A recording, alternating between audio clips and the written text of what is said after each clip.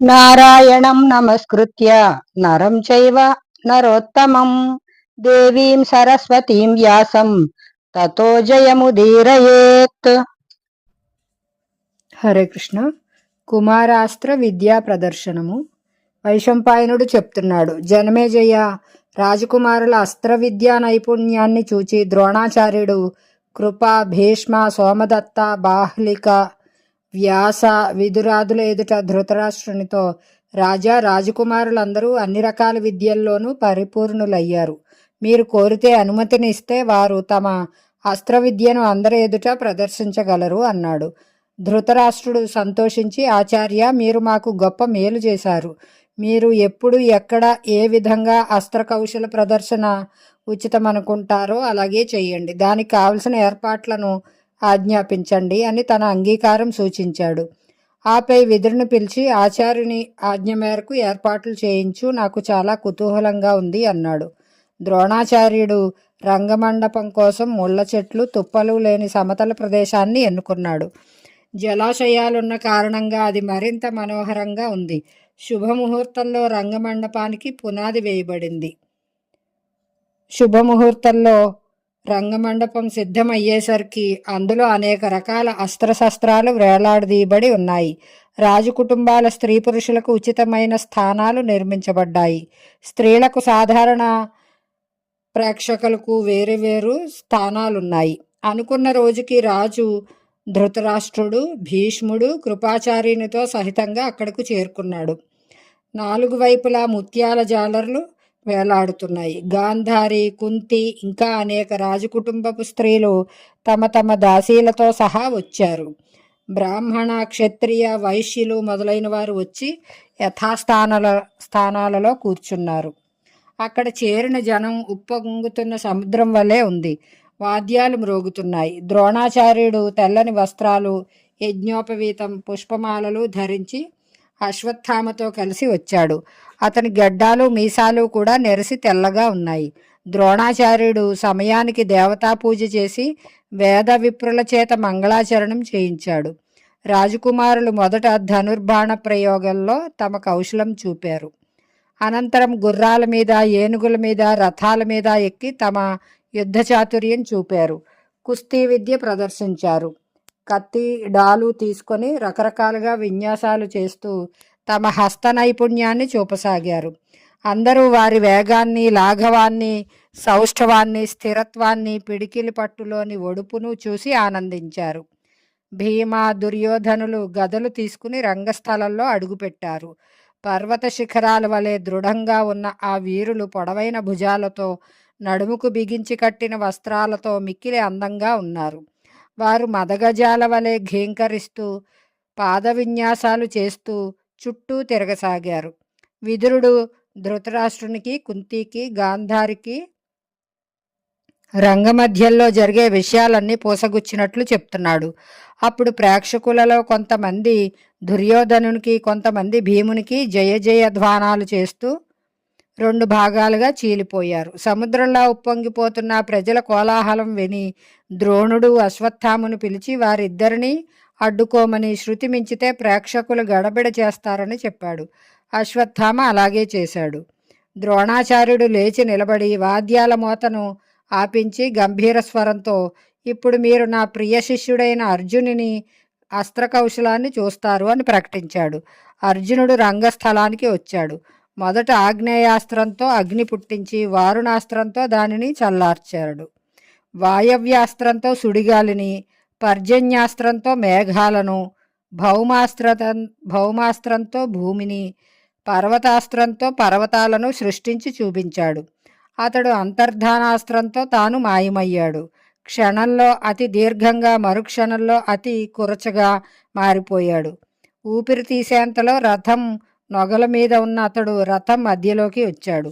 రెప్పపాటులో భూమి మీద నిలిచి అస్త్ర కౌశలం చూపాడు. ఇవన్నీ ప్రేక్షకులు అత్యంత ఆశ్చర్యంతో గమనించారు. అతడు చాలా వేగంగా, లాఘవంగా, సౌష్ఠవంతో సున్నితమైన, సూక్ష్మమైన, స్థూలమైన లక్ష్యాలను ఛేదించి తన నైపుణ్యాన్ని ప్రదర్శించాడు. లోహంతో తయారు చేయించిన పందిని అతివేగంగా 5 బాణాలతో కొట్టాడు. కానీ ప్రేక్షకులకు ఒక్క బాణమే కనిపించింది. కదులుతున్న లక్ష్యాన్ని కూడా ఛేదించాడు. తర్వాత ఖడ్గ, గద, ధనుర్యుద్ధాలలో కాళ్లతో, చేతులతో అనేక విన్యాసాలు ప్రదర్శించాడు. ఇదే సమయంలో కర్ణుడు రంగభూమిని ప్రవేశించాడు. ప్రాణంతో ఉన్న పర్వతం కదిలి వస్తోందా అనిపించింది. కర్ణుడు వస్తూనే అర్జునుని ఉద్దేశించి, అర్జున, గర్వించకు, నీవు చూపిన విన్యాసాలన్నీ మరిన్ని విశేషాలతో చూపించగలను అన్నాడు. ప్రేక్షకులలో కలకలం చెలరేగింది. వారంతా యంత్ర ప్రతిమల్లా ఒకేసారి లేచి నిలబడ్డారు. కర్ణుని మాటలు విని అర్జునునికి మొదట కొంత సిగ్గు అనిపించినా వెంటనే క్రోధం కలిగింది. కర్ణుడు ద్రోణుని అనుమతితో అర్జునుడు చూపిన విన్యాసాలన్నీ చూపించాడు. ఇది చూచి దుర్యోధనునికి పట్టరాని ఆనందం కలిగింది. అతడు కర్ణుని కౌగిలించుకొని, నా అదృష్టం కొద్దీ నీవు వచ్చావు.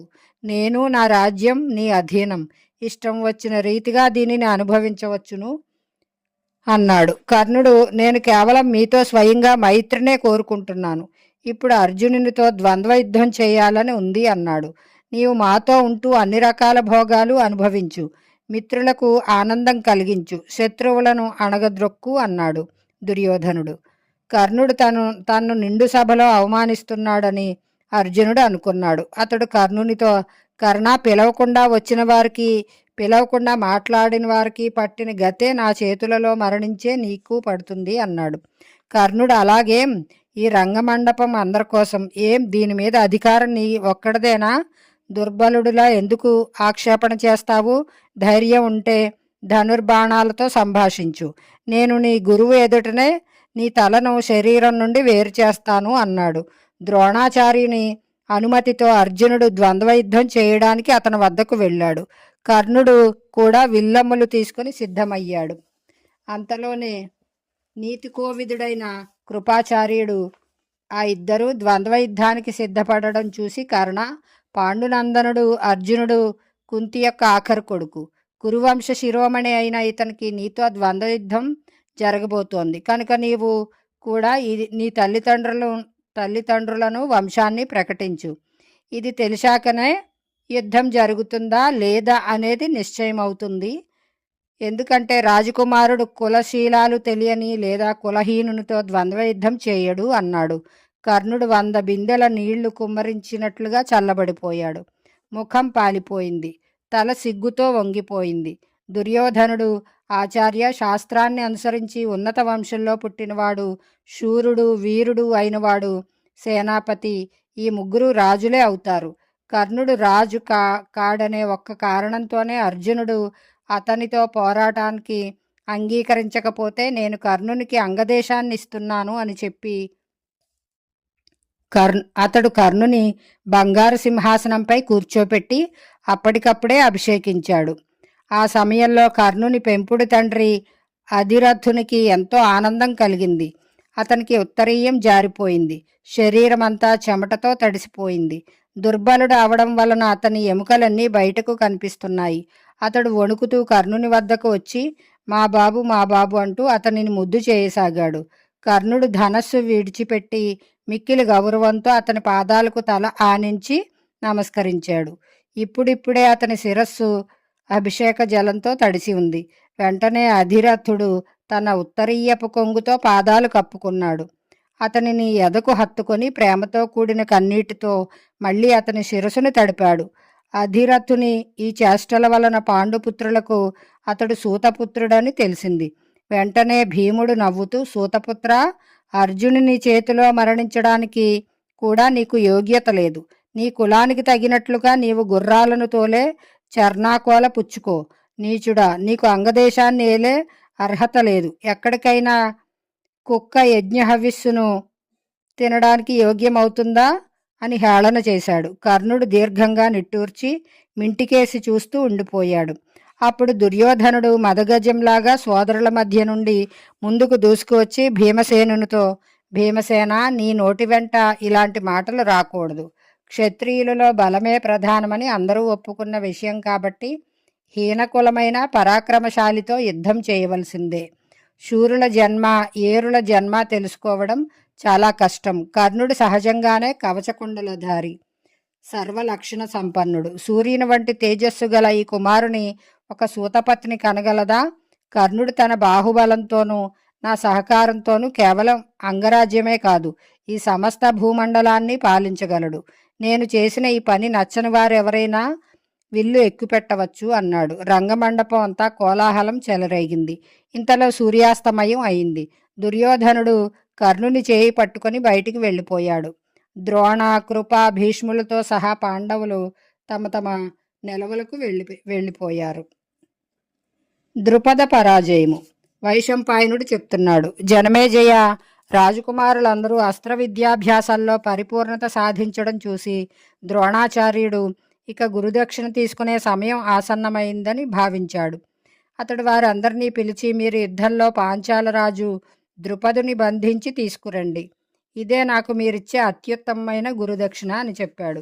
అందరూ ఆనందంతో అతని ఆజ్ఞను పాటించి శస్త్రాస్త్రాలు ధరించి రథాలు ఎక్కి ద్రుపదుని నగరానికి బయలుదేరారు.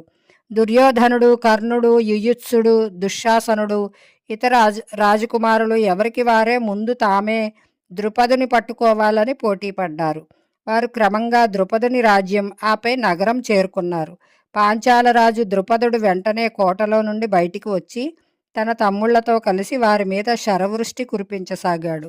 దుర్యోధనుడు మొదలైన కౌరవులందరూ విర్రవీగడం చూసి అర్జునుడు ద్రోణాచార్యునితో, ఆచార్యవర్య, వీరందరూ మొదట తమ ప్రతాపాన్ని చూపనివ్వండి.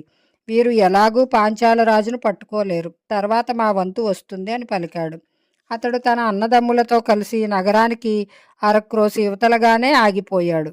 అక్కడ ద్రుపదుడు తన బాణవర్షంతో కౌరవ సేనలను భయకంపితులను చేశాడు. ద్రుపదుని బాణవేగానికి, లాఘవానికి భయపడిన కౌరవ వీరులకు అతడొక్కడే అయినా అనేక రూపాలుగా కనిపించసాగాడు.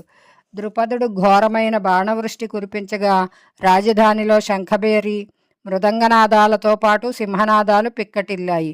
ధనుష్టంకార ధ్వని ఆకాశాన్ని స్పృశిస్తోంది. ఇటు దుర్యోధనుడు, వికర్ణుడు, సుబాహుడు, దుశ్శాసనుడు మొదలైన వారు కూడా బాణాలు కురిపించడంలో తక్కువ తినలేదు. కానీ ద్రుపదుడు అలాత చక్రం అంటే తిప్పుచున్న కొరివి లాగా అన్ని వైపులా తానే తిరుగుతూ అందరినీ ఎదుర్కోసాగాడు. ఆ సమయంలో పాంచాలరాజు రాజధానిలోని సాధారణ పౌరులు, బాలురు, వృద్ధులు, స్త్రీలు కూడా కర్రలు, రోకళ్ళు మొదలైనవి చేతపట్టి వర్షించే మేఘాల్లాగా కౌరవుల మీద విరుచుకుపడ్డారు. కౌరవ సైన్యం ఆ విధమైన యుద్ధాన్ని ఒక్క క్షణం కూడా తట్టుకోలేకపోయింది. అరుస్తూ ఏడుస్తూ పాండవుల దగ్గరకు పరిగెత్తుకు వచ్చారు. కౌరవుల ఆక్రందనలు విని పాండవులు ద్రోణాచార్యుల పాదాలకు ప్రణమిల్లి రథం ఎక్కి బయలుదేరారు. అర్జునుడు యుధిష్ఠిరుని వారించాడు. నకుల సహదేవులను తనకు చక్రరక్షకులుగా చేసుకున్నాడు. భీమసేనుడు గదను ధరించి స్వయంగా సేనకు ముందు నడిచాడు. ద్రుపదుడు మొదలైన వీరులంతా కౌరవులను ఓడించి హర్షనాదాలు చేస్తూ ఉండగానే అర్జునుని రథం దిక్కులను ప్రతిధ్వనింపచేస్తూ అక్కడికి వచ్చింది. పాశహస్తుడైన యమునిలా భీమసేనుడు గదాదండాన్ని ధరించి ద్రుపదుని సైన్యంలోకి చొచ్చుకుపోయి గదా ప్రహారాలతో ఏనుగుల కుంభస్థలాలను పగలగొట్టసాగాడు.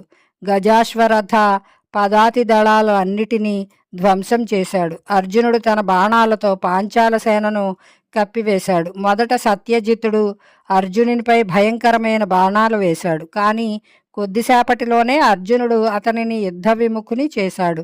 తర్వాత అతడు ద్రుపదుని యొక్క ధనస్సును, ధ్వజాన్ని విరిచి 5 బాణాలతో గుర్రాలను, సారథిని చంపాడు.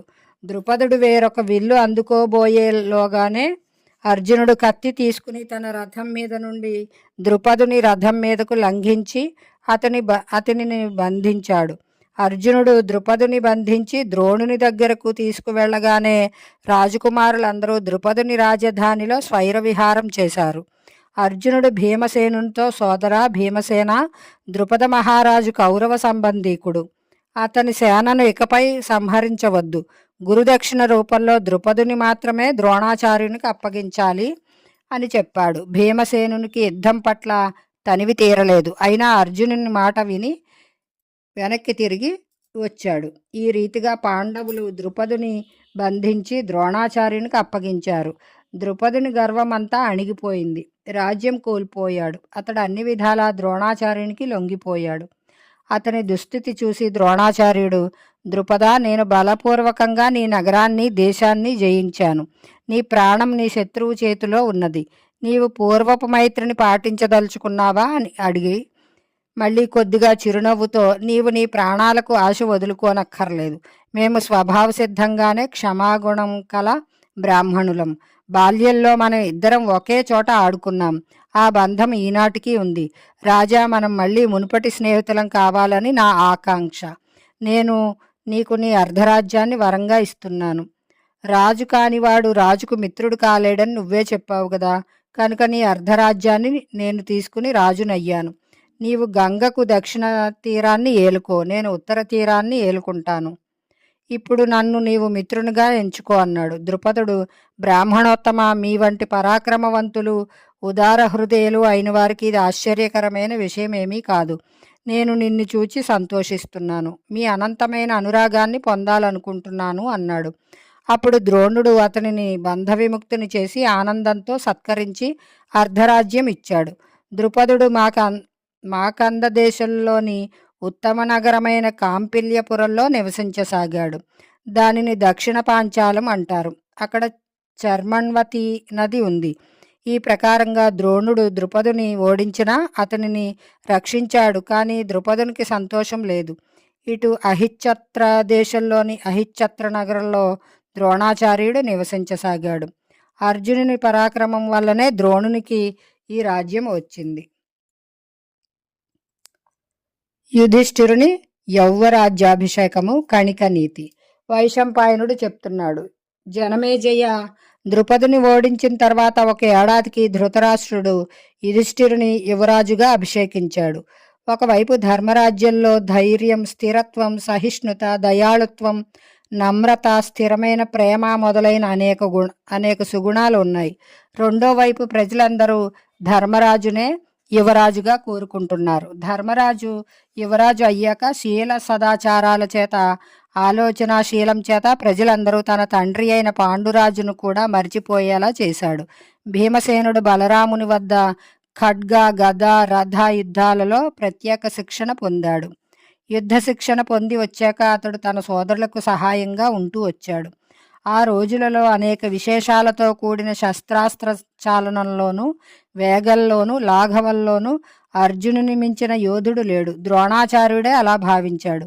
అతడొకసారి కౌరవులందరూ కొలువుదీరి ఉండగా నిండు సభలో అర్జునునితో, అర్జున, నేను అగస్త్య మహర్షి శిష్యుడైన అగ్నివేశుని శిష్యుడను. అతని వలన నేను పొందినట్టి బ్రహ్మ శిరోనామకాస్త్రాన్ని నీకు ఇచ్చాను.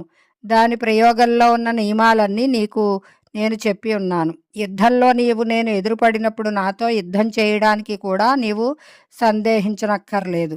నీ సోదరులు, బంధువులు అందరి ఎదుట నేను నిన్ను కోరే గురుదక్షిణ ఇది అన్నాడు. అర్జునుడు గురుదేవుని ఆజ్ఞను శిరసా వహించి అతని పాదాలకు ప్రణమిల్లి పక్క నుండి తొలగిపోయాడు. లోకల్లో అర్జునుని మించిన వీరుడు లేడనే విషయం అంతటా వ్యాపించింది.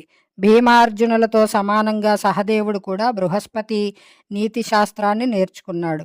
అతిరథుడైన నకులుడు కూడా రకరకాల యుద్ధాలలో ఆరితేరాడు. సౌవీర దేశపు రాజు దత్తామిత్రుడు గొప్ప బలవంతుడు, అభిమానధనుడు. గంధర్వులు ఉపద్రవం కలిగిస్తున్నా 3 సంవత్సరాలు ఎడతెగకుండా యజ్ఞం చేశాడు. అతనిని స్వయంగా పాండురాజు కూడా జయించలేకపోయాడు. అట్టి సౌవీర దేశాధిపతిని అర్జునుడి యుద్ధంలో సంహరించాడు. అంతేకాదు, భీమసేనుని సహాయంతో పూర్వదిక్కును, ఎవరి సహాయం లేకుండా దక్షిణ దిక్కును జయించాడు. ఇతర రాజుల ధన సంపదలన్నీ కౌరవ రాజ్యానికి రాసాగాయి. వారి రాజ్యం బాగా వృద్ధి చెందింది. దేశాలలో పాండవులు ప్రసిద్ధులయ్యారు. అందరూ వారి వైపు ఆకర్షితులు అవసాగారు. ఇదంతా చూసి విని ఒక్కసారిగా ధృతరాష్ట్రుని మనసు మారిపోయింది. దురాలోచనలు మెండైన కారణంగా అతనికి మిక్కిలి విచారం కలుగసాగింది. బాధ బాగా పెరిగిపోవడంతో తనకు నమ్మికమైన రాజనీతి విశారదుడైన కణికుని పిలిపించాడు. అతనితో, కణికుడా, రోజురోజుకు పాండవులు వృద్ధి పొందుతున్నారు. నాకు చాలా అసూయగా ఉంది. వారితో పొత్తు పెట్టుకోనా, విరోధం పెట్టుకోనా? నీవు నిశ్చయించి చెప్పు, నేను నీ మాట వింటాను అని అడిగాడు. కణికుడు ఇలా అన్నాడు, రాజా, మీరు నా మాట వినండి, నాపై కోపగించకండి. రాజు ఎప్పుడూ దండించడానికి ఉద్యుక్తుడై ఉండాలి. దైవం మీద భారం వేయక పౌరుషాన్ని ప్రకటించాలి. తనలో బలహీనతకు చోటివ్వకూడదు. ఒకవేళ ఉన్నా ఎవరికీ తెలియనివ్వకూడదు. ఇతరుల బలహీనతలను తెలుసుకోవాలి. శత్రువులకు అనిష్టం కలిగించడం మొదలు పెడితే దానిని మధ్యలో ఆపకూడదు. ముళ్ళు కొన అయినా సరే లోపలకు దిగితే చాలా రోజుల వరకు చీము వస్తూనే ఉంటుంది. శత్రువు బలహీనుడు అనుకొని కళ్ళు మూసుకొని ఉండకూడదు. సమయం అనుకూలం కానప్పుడు అతనిని గురించి వినకూడదు. అతని వైపు చూడకూడదు. విననట్లుగా చూడనట్లుగా ఉండాలి, కానీ జాగ్రత్తగా ఉండాలి. ఎప్పుడూ శరణాగతుడైన శత్రువు మీద జాలి చూపకూడదు. శత్రువు యొక్క మంత్ర బల ఉత్సాహాలనే మూడింటిని, సహాయ, సాధన, ఉపాయ, దేశకాల విభాగాలనే ఐదింటిని, సామదాన, భేద, దండ, మాయ, ఇంద్రజాలిక ప్రయోగ, శత్రుగూఢచర్యలు అనే 7 రాజ్యాంగాలని నష్టపరచాలి. సమయం అనుకూలంగా లేనంత వరకు శత్రువును భుజాల మీదకి ఎక్కించుకొని మోస్తూ ఉండాలి. కానీ సమయం రాగానే మట్టి కుండను నేలకేసి కొట్టినట్లుగా ముక్కలు చేయాలి. సామదాన, భేద, దండోపాయాలతో ఏ విధంగానైనా సరే శత్రువును నశింపచేయాలనేదే రాజనీతికి మూలసూత్రం అని చెప్తుండగా ధృతరాష్ట్రుడు, సామదాన, భేద, దండోపాయాలతో ఎలాంటి శత్రువులను నాశనం చేయవచ్చునో విశదపరిచి చెప్పు అని అడిగాడు. కణికుడు చెప్పసాగాడు, మహారాజా, మీకు ఈ విషయమై ఒక కథ చెప్తాను. ఒక అడవిలో మంచి తెలివైన స్వార్థపరమైన ఒక నక్క ఉంది. దానికి 4 స్నేహితులున్నారు. పెద్ద పులి, ఎలుక, తోడేలు, ముంగిస. అవి కూడా అక్కడే నివసిస్తున్నాయి. ఒకరోజు అవి ఒక పెద్ద బలిసిన చురుకైన లేడి నాయకుని చూశాయి. మొదట దానిని పట్టుకోవాలని చూశాయి, కానీ సాధ్యపడలేదు. తమలో తాము ఆలోచించుకున్నాయి. నక్క ఇలా అంది, ఈ లేడి పరుగుదీయడంలో చాలా వేగం, బలం, చురుకుతనం కలది. పులి దీనిని ఎన్నో మార్లు చంపాలని ప్రయత్నించింది, కానీ చంపలేకపోయింది. ఇప్పుడు ఒక ఉపాయం చెప్తాను. అది నిద్రపోతున్నప్పుడు ఎలుక వెళ్ళి మెల్లమెల్లగా దాని కాలు కొరికివేయాలి. ఆపై దానిని మీరు పట్టుకోండి. మనందరం కలిసి చక్కగా దానిని తిందాం అనగానే అన్నీ కలిసి అలాగే చేశాయి. లేడి చచ్చిపోయింది. తినే సమయంలో నక్క, సరే, ఇప్పుడు మీరంతా స్నానాలు చేసి రండి, నేను దీనిని జాగ్రత్తగా చూస్తూ ఉంటాను అంది. అవి వెళ్ళగానే నక్క మనసులోనే ఉపాయం ఆలోచించసాగింది. అప్పటికి పెద్ద పులి స్నానం చేసి నది నుండి తిరిగి వచ్చింది. నక్క ఆలోచనలో ఉండడం చూసి పులి, మిత్రమా, నీకేమి బాధ కలిగింది? రా, మనం ఇప్పుడు ఈ లేడిని తిని విందు చేసుకుందామంది. నక్క, బలవంతుడవైన మిత్రమా, ఎలుక నీ బలాన్ని చులకన చేసింది. లేడిని తానే చంపానని, ఇప్పుడు పులి నా సంపాదననే తింటుందని అంది. అందుకని దాని గర్వోక్తులు విని ఇప్పుడు దీనిని తినడం మంచిది కాదనుకుంటున్నాను అంది. ఓహో, ఇదే సంగతి. అది నా కళ్ళు తెరిపించింది. ఇప్పుడిక నేను స్వశక్తితోనే జంతువులను చంపి తింటాను అని చెప్పి పులి వెళ్ళిపోయింది. ఆ వెంటనే ఎలుక వచ్చింది. నక్క దానితో, సోదరా ముంగిస, నాతో పులి లేడిని చంపినప్పుడు దాని మాంసంలో విషం కలిసింది. కాబట్టి నేను దానిని తినను. నీవు అవునంటే నేను ఎలుకను తింటాను అంది. నీ ఇష్టం, నీవిప్పుడు ఏం చేస్తావో చెయ్యి అంది. ఎలుక భయపడి తన కలుగులో దూరింది. ఇప్పుడు తోడేలు వంతు వచ్చింది.